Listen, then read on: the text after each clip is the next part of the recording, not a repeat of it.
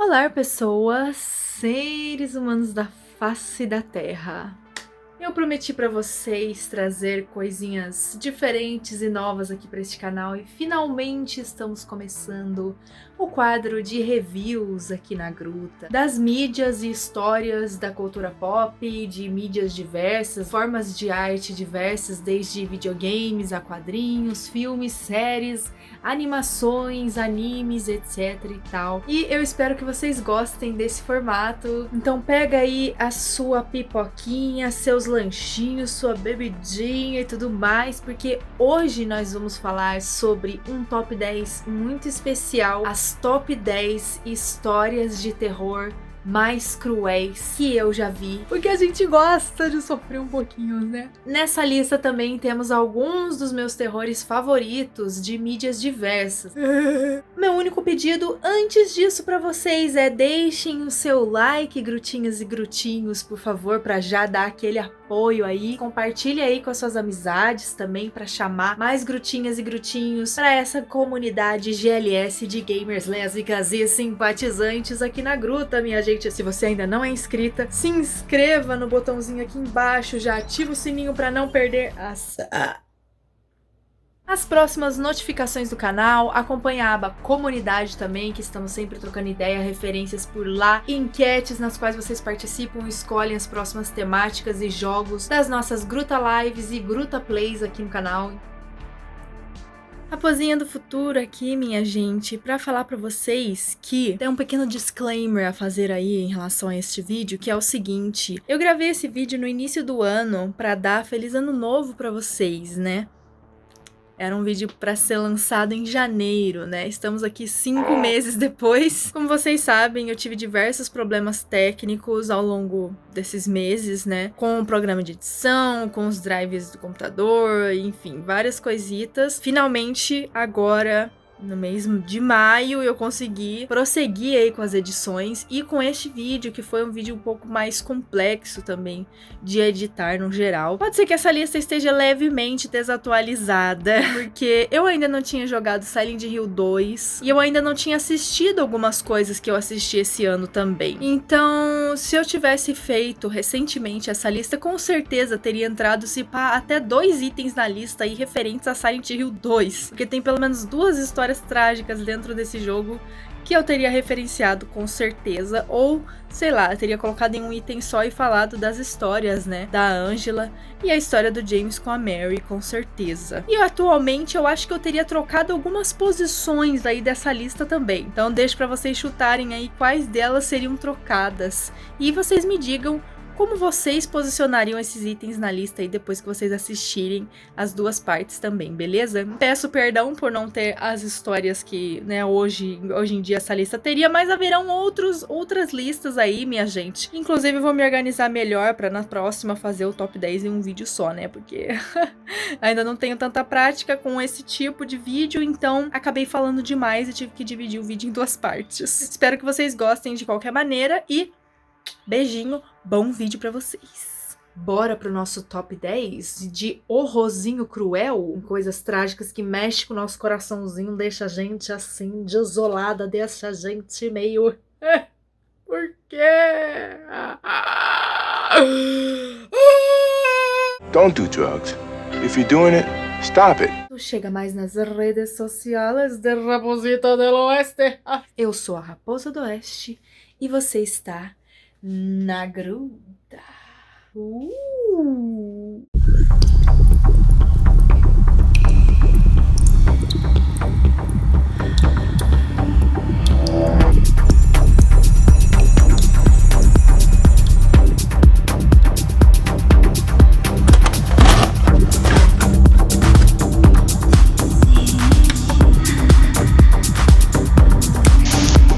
Essa lista vai ser feita mais ou menos por ordem do quão trágico eu acho essas histórias, que todos os itens dessa lista eu sou extremamente aficionada por. Vão ter spoilers, porque alguns dos teores trágicos dessas histórias acontecem principalmente no final, no desfecho, ou em algum momento muito importante. Então, pra vocês entenderem o nível da tragédia, eu vou ter que dar um spoilerzinho. Mas eu vou colocar aqui pra vocês pularem, caso vocês não queiram ver spoilers sobre determinada história. Vem comigo!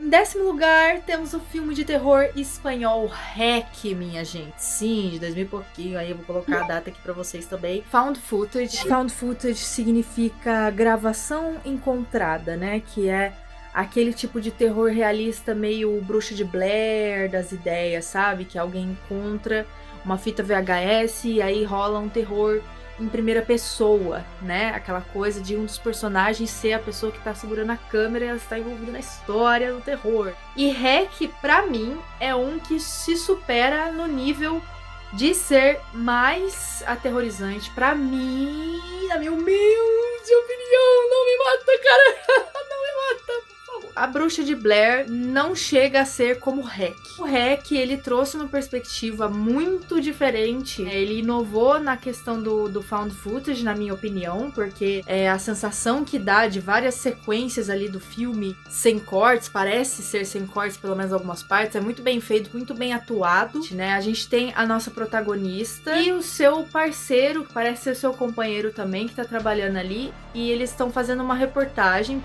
programa à noite, assim, sobre rotinas de trampos noturnos. Eles estão acompanhando a rotina de um grupo de bombeiros. Eles recebem um chamado e aí ela tem a oportunidade de acompanhar, que é uma coisa meio estranha já desde o início, que estão falando que tem uma pessoa meio que surtando lá num prédio, no apartamento, e aí a equipe chega lá, as coisas começam a acontecer muito rápido. Aparentemente o que acontece é que tem pessoas infectadas por alguma coisa e que estão contaminando rapidamente outras pessoas. Bem sangrento o filme. Já é uma tragédia por si só o que tá acontecendo ali naquele prédio, porque eles ficam presos ali dentro devido a um risco biológico. E aí tem uns órgãos lá governamentais de uma vigilância, assim, biológica, um negócio muito louco, começa a cercar o prédio, eles ficam presos ali dentro, eles não podem mais sair por causa da infecção, os caras não querem que ninguém saia pra não infectar as pessoas do lado de fora. Então eles ficam presos com aqueles bichos virados no giraia, dentro daquele prédio, e fazendo a reportagem. Inclusive tem uma criança que se infecta, a coisa toda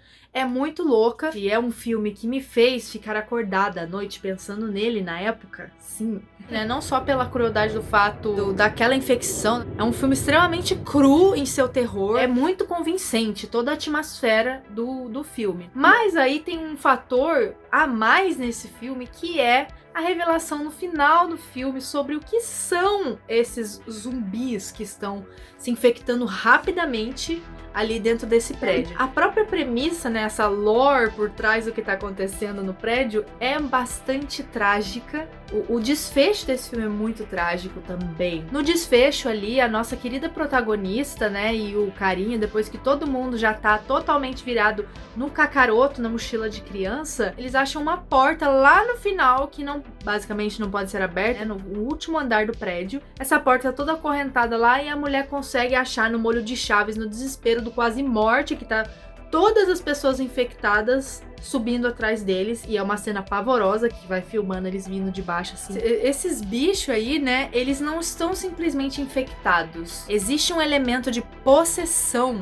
E quando eles entram nesse quartinho lá no final, eles acham um local todo cheio de notícias e coisas sobre desaparecimento, alguma coisa assim de uma menina que foi exorcizada e as coisas deram errado e ela desapareceu. E parece que tem várias coisas ali misturadas, assim, coisas de laboratório misturada com coisas religiosas, assim, cruzes e terços e velas, tudo abandonado, assim, tudo sujo, empoeirado, encarcalhado, carcomido, xoxo, capenga, aquele lugar. Não se sabe o paradeiro dessa menina aí, dessa menina que há muitos anos ela estaria muito velha atualmente. A protagonista vai reagindo a tudo aquilo, ela ouve uma gravação que um padre estava fazendo ali aquela pesquisa para tentar isolar o elemento que é um negócio lá, um sangue preto lá, que tem a possessão dentro dele, um bagulho muito louco. Mistura uma coisa biológica com um negócio paranormal de um jeito que eu nunca tinha visto. E aí é muito cruel, porque essa menina que desapareceu, que tinha sido exorcizada, que foi basicamente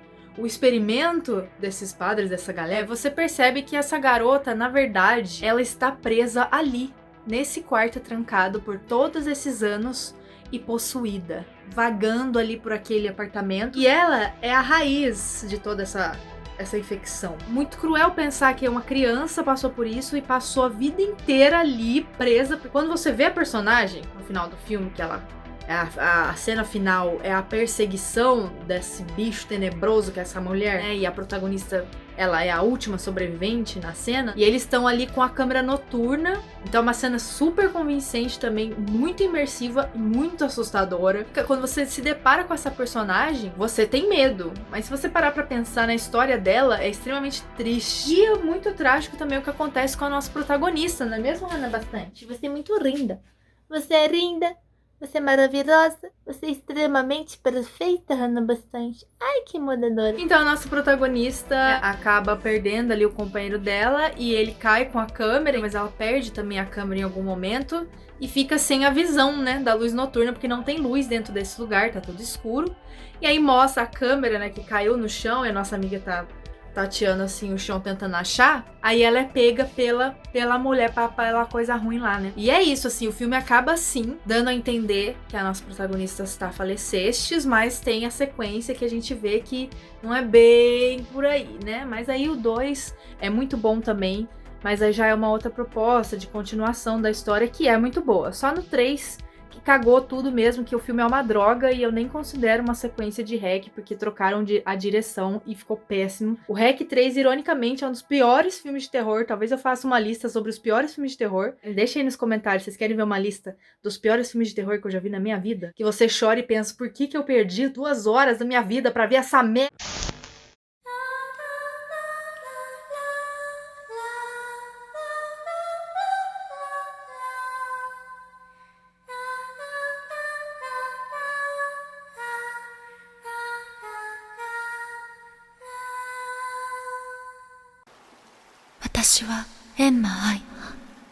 Na 9ª posição aqui, Hellgirl, minha gente, sim. Hellgirl é um anime que eu assisti principalmente ali no final da minha adolescência, né, que eu fiquei um pouco viciada e assisti vários finais de semana maratonando Hellgirl. É um anime que não é pra qualquer um, porque eu percebo que algumas pessoas que não tem muita paciência para um ritmo um pouco mais devagar, filosófico nas coisas. Hellgirl é uma série que ela tem uma crescência, gradualmente aumentando o teor, apesar de já ter coisas bem macabras, cruéis logo no início, né? Para você entender a história do porquê que existe toda essa trama, leva bastante tempo e tem outras séries seguintes ao anime que explica aí o background também. Então não é muita coisa, não é aqueles animes de trocentos e 50 de episódios, não.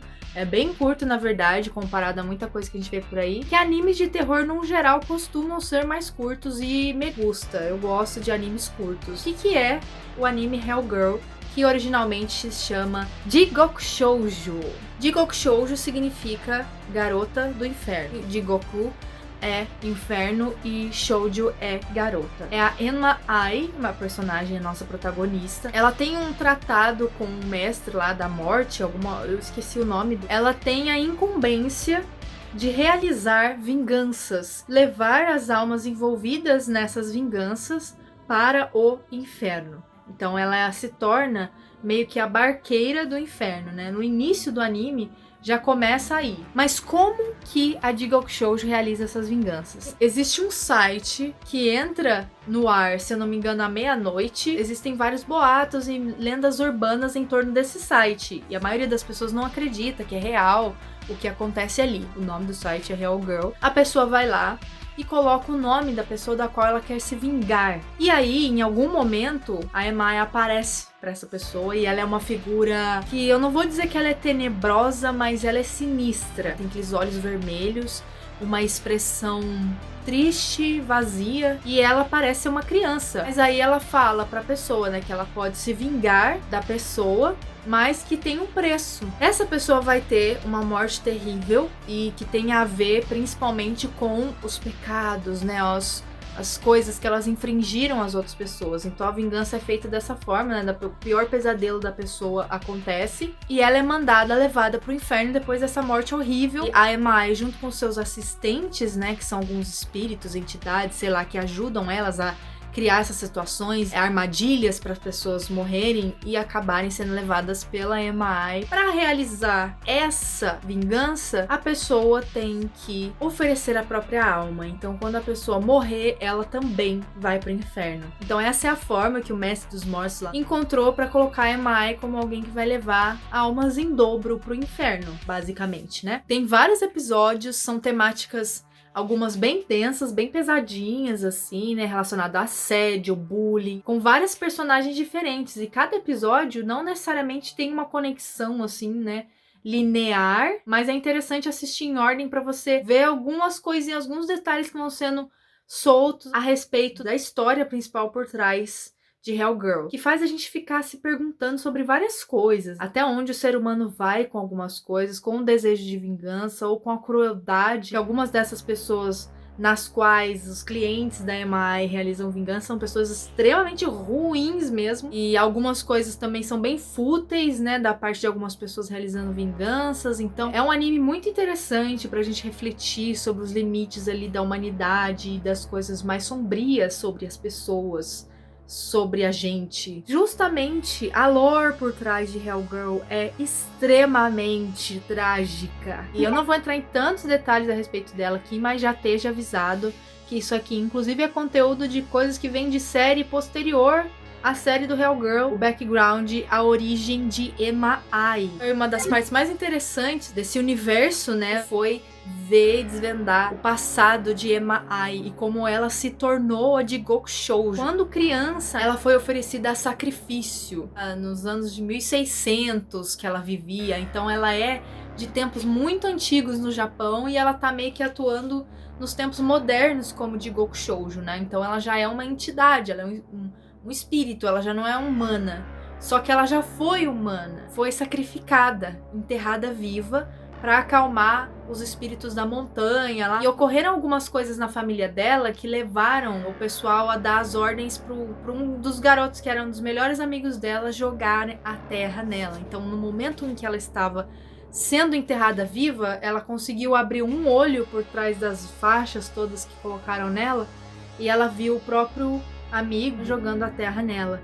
E isso trouxe muito ódio e muito ressentimento por ela estar naquela situação, e aí ela praticou um ato de vingança. Então ela tem uma história de origem, essa anti-heroína, anti-vilã, porque a Emma ela não tem moral, né? Ela é amoral, ela não vai pelas regras humanas, né? Ela segue as regras do submundo. Ela não tem essa característica de ser boa ou má, ela só faz o que ela tem que fazer. Tem alguns elementos místicos ali em torno dela, a avó aranha, toda aquela coisa com as referências dela, da família dela, de quem ela foi quando ela era humana, onde ela sente conforto, refúgio no meio de tudo isso. E ela tem uma dor, uma tristeza que ela carrega com ela.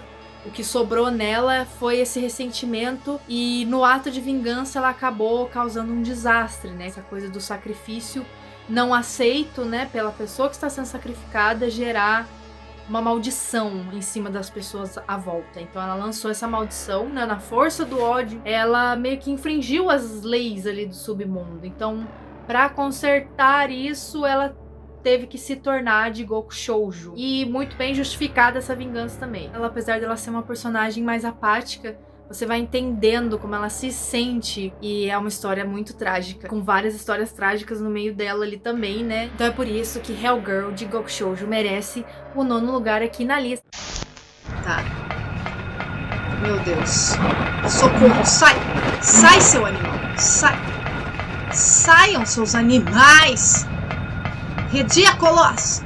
Número 8, Silent Hill, minha gente. Inclusive, Silent Hill que zeramos muito recentemente pela primeira vez aqui no canal, nas livezinhas. Se você ainda não viu, vai lá conferir. PS1, classicão aí, né? Terrorzinho das 90. Eu queria agradecer a todo mundo que acompanhou aí as gameplays. Mas Silent Hill também tem uma história um pouco trágica por trás e bem misteriosa. É um jogo que tem vários finais e eu só fiz um final. Eu vou misturar um pouquinho a história da adaptação do filme Terror em Silent Hill, Hill, que eu acho que é muito bom também, né? E vou deixar como uma menção honrosa aqui. E o filme Terror em Silent Hill, pra mim, é a melhor adaptação de videogames pro cinema que existe. Não só de terror. Tem aquela vibe, aquela atmosfera de Silent Hill muito bem retratada, apesar de ter adaptações na história e tudo mais. É a história do tal do queridíssimo Harry Mason, que vai pra Silent Hill, se envolve lá num acidente de carro e ele está levando a sua pequena Cheryl com ele, que é a sua filha, uma criança. Quando ele acorda desse acidente, ela sumiu e ele vai buscar ela em Silent Hill. E é uma cidade cheia de histórias trágicas, de personagens que estão perdidas ali. Pra mim, particularmente, a personagem da Lisa, ela passa o jogo todo perdida ali em Silent Hill e sem entender que ela é um deles, dessas pessoas mortas que assombram Silent Hill, na verdade. Ela também está amaldiçoada tanto quanto qualquer outro monstro, outra coisa que tá ali.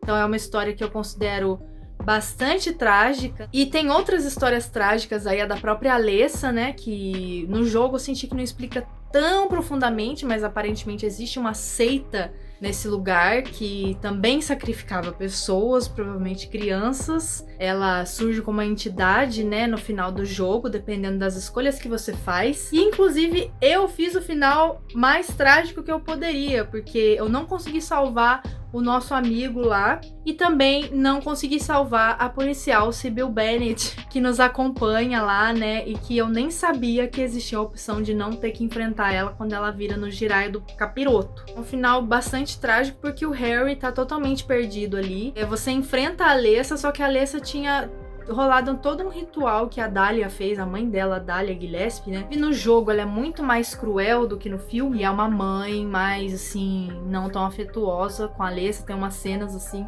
um pouco duras também de ver, né? A forma como ela trata a própria filha. E usa a própria filha como uma espécie de receptáculo pra essa coisa que ela tá querendo invocar. A Alessa, nesse ritual aí que acaba tudo dando errado, o Harry não consegue impedir, ela se funde com a Cheryl. E no filme tem toda aquela coisa de sugerir que a Cheryl é filha da Alessa, filha biológica. O Harry tá ali, né, em busca da filha. No fim, ele tem que derrotar aquela entidade lá que fica uma Alessa possuída, fundida com Cheryl. Você acaba derrotando ela e a Cheryl, cadê? A Cheryl se foi, porque a Cheryl não é mais a Cheryl. Tudo começa a pegar fogo e o Harry Mason fica como? Chorando no chão, no meio dos fogaredos. Aí quando você vai ver o que aconteceu, o Harry Mason tava capotado lá no carro esse tempo todo. É possível que o Harry Mason tenha falecido no acidente e que ele esteja vivendo aquela culpa por ter se acidentado com a filha dentro do carro, procurando a Cheryl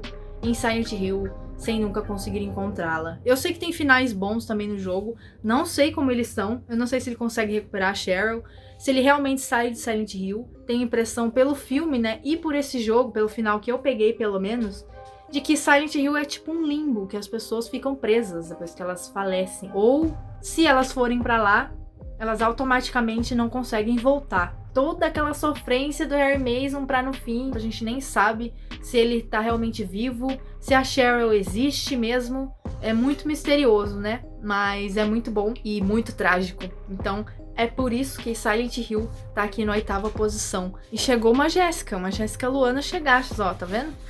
Ó, evidências. Moica, me perdoa, Moica. Eu tentei, eu falei pra mira, sei lá. Eu falei pra ela, Moica. Eu vou chorar, gente, de verdade. Eu nunca senti... Oi? Gente, eu nunca senti vontade de chorar num jogo. Mas eu tô sentindo. Eu tô quase chorando.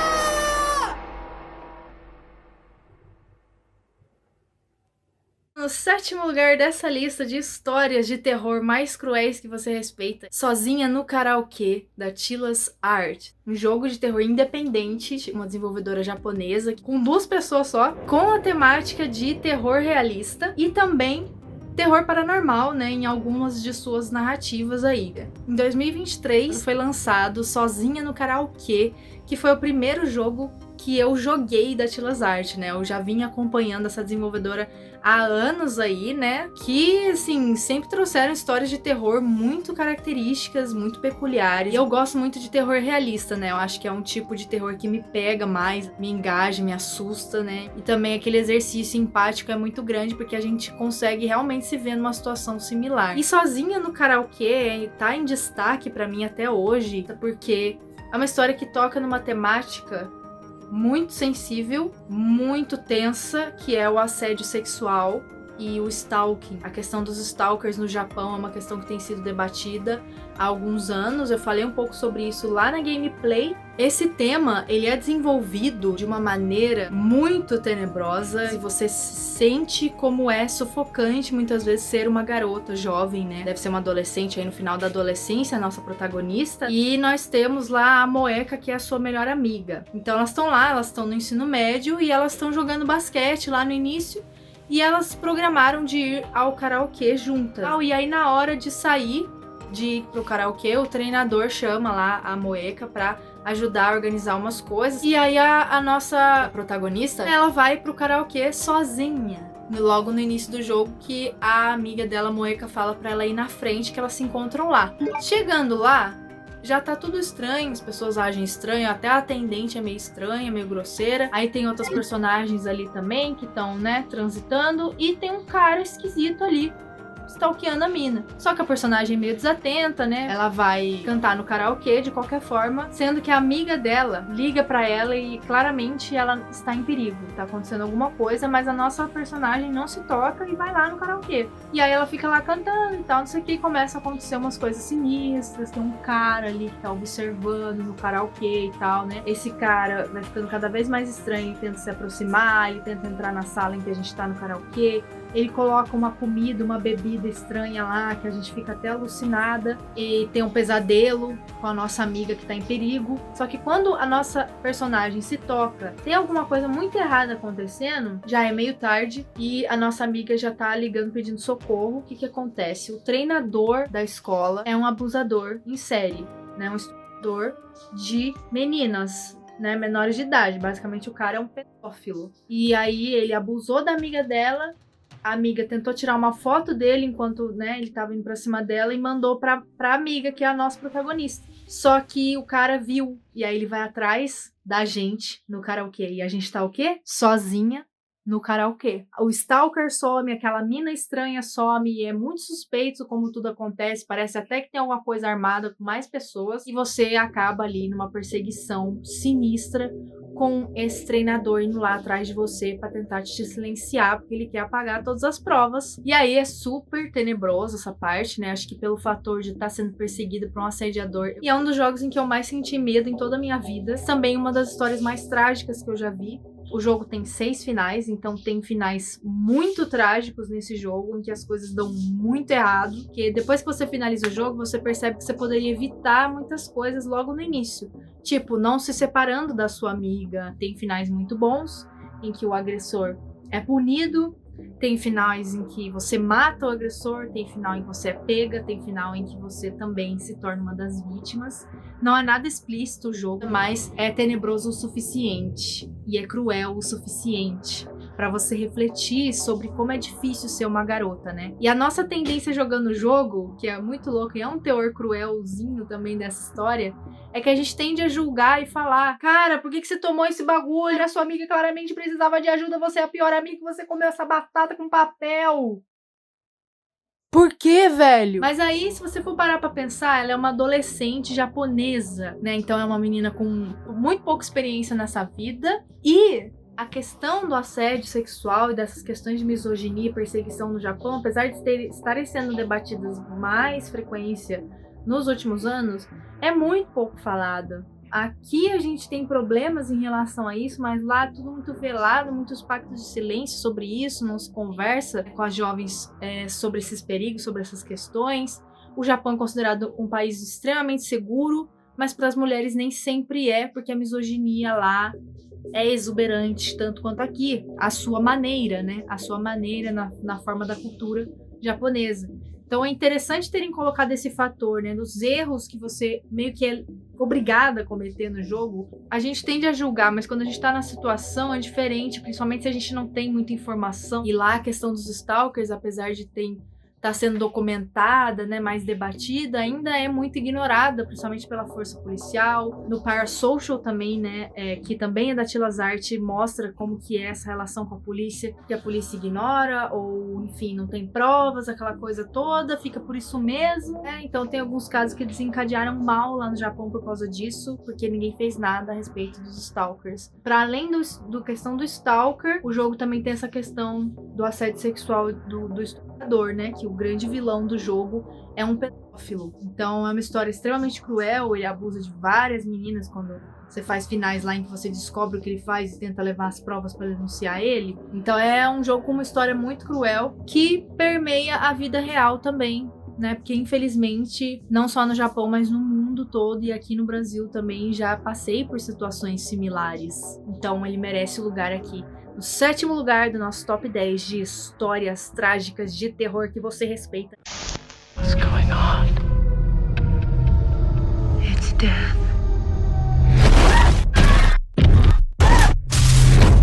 Número 6, O Nevoeiro. Quase que eu botei ele mais pra cima, mas foi por uma questão de apego afetivo, assim, com outras obras também que eu acabei colocando acima na lista. Mas ainda com um pouco de dúvida, porque O Nevoeiro é uma história de Stephen King, nem mais nem menos que Stephen King. E eu gostaria muito de ler O Nevoeiro, o livro, pra ver como que é. Eu vou me basear no filme. Ele tem principalmente o final mais trágico, um dos finais mais trágicos e tristes e dolorosos de assistir que eu já vi em toda a minha vida no terror. A gente tem uma família ali, os caras estão numa casa, uma família margarina ali, cai tipo uma árvore assim na janela da casa, que teve um tornado, alguma coisa assim, né, uma questão climática que derrubou lá a árvore e quebrou a janela da casa. Beleza, o cara vai pra comprar umas coisas pra poder consertar lá, ele vai com o filho dele no mercado enquanto a mulher espera em casa. Quando ele chega no mercado, minha gente,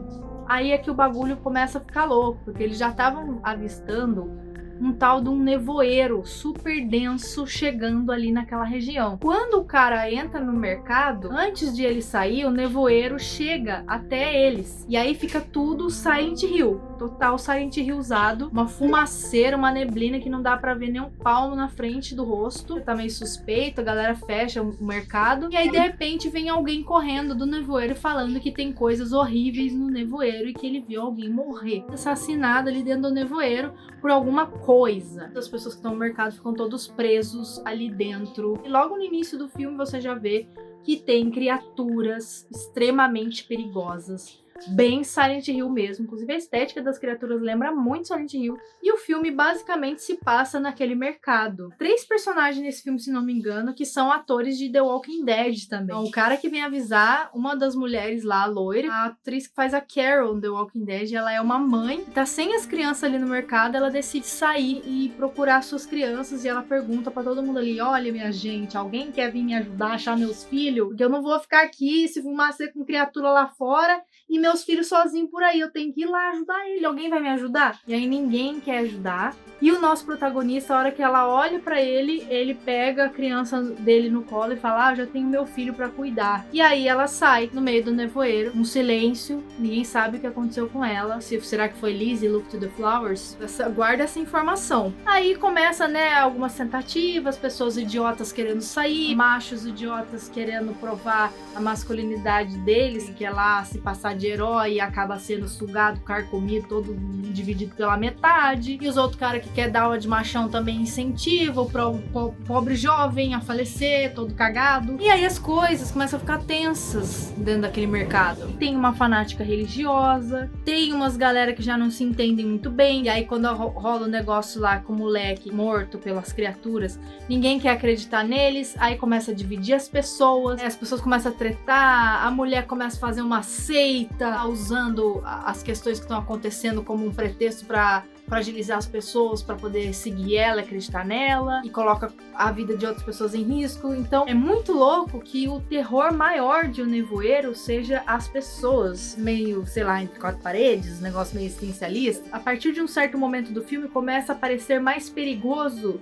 do que desbravar aquele nevoeiro com aquelas criaturas mortíferas. Nosso protagonista decide juntar uma galera de fora da seita lá da mulher que tá ficando perigosa, já tá sacrificando gente pros bichos. Ele decide sair do mercado e tentar a sorte, pegar o carro dele e ir até onde a gasolina levar pra ver no que vai dar, se eles conseguem pelo menos sobreviver ou achar um lugar melhor. E se eles morrer, pelo menos morrer com dignidade e longe daquela gente maluca. Aí ele pega o filho, o senhorzinho, uma senhorinha e a mulher loira lá, André, The Walking Dead. Chega uma hora que a gasolina acaba, minha gente, e aí que entra uma das cenas mais trágicas e dolorosas que eu já vi, cara. Quando a gasolina acaba, o filho dele tá dormindo, eles se entreolham, eles já sabem que vai dar ruim, que eles não têm pra onde ir, eles estão no meio do nada, no meio daquele nevoeiro cheio de criaturas. Teve um momento no filme que o filhinho dele pediu pra ele: pai, não deixa eu ser comido por aquelas coisas. Eu acho que isso pesou pro protagonista, porque o protagonista tira um revólver, olha pras pessoas e eles decidem todos cometer o...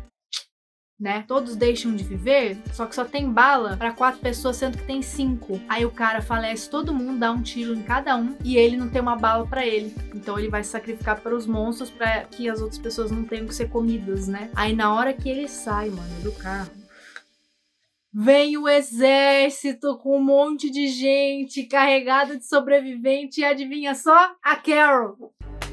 A Carol! A mina que saiu do mercado, que ninguém quis ajudar, tava ela e as crianças em cima do carro, sendo resgatada pelos militares, e ele matou o próprio filho!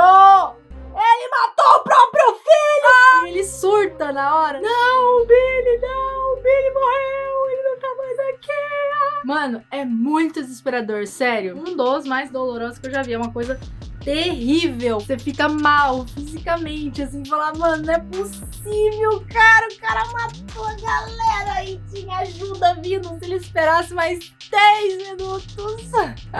Ó, falar pra você, O Nevoeiro, muito merecidamente 6º lugar na lista de histórias trágicas de terror. Selo do Sr. Omar pra esse aí, porque sinceramente... Então, meu povo gamer, nos vemos no próximo episódio no Top 5, o Top 5 de histórias de horror trágicas e cruéis. Até a próxima!